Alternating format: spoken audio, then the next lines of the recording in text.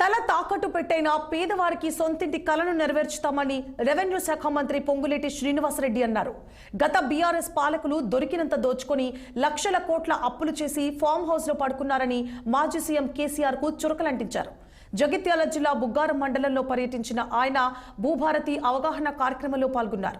ప్రజల కోసం అధికారులు పనిచేయాలని ఆదేశించారు. ఇక భూభారతి చట్టాన్ని ప్రజలు వినియోగించుకొని తమ సమస్యలు పరిష్కరించుకోవాలని కోరారు.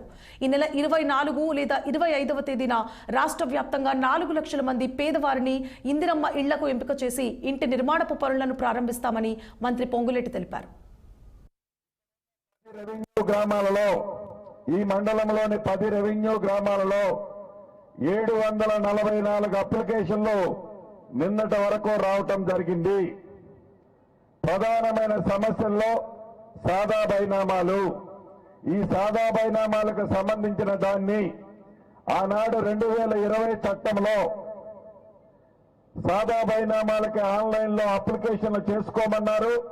చట్టంలో ఆ అంశాన్ని పెట్టని కారణంగా 9,26,000 మంది రైతన్నలు అప్లికేషన్లు చేసుకుంటే గడిచిన ఈ 5 సంవత్సరాల నుంచి ఆ కంప్యూటర్లోనే అప్లికేషన్లు ఉన్నాయి. వాటిని పరిష్కరించే అంశాన్ని ఈ చట్టంలో పొందుపరచబడింది.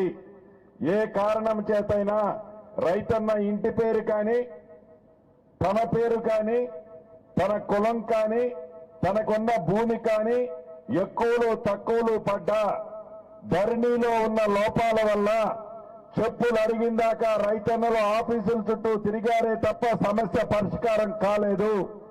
ఇటువంటి సమస్యలని ఆ గ్రామంలోనే పరిష్కరించే విధంగా ఈ చట్టంలో పొందుపరచబడింది. ఏ రైతన్న కన్నా ఉద్దేశపూర్వకంగా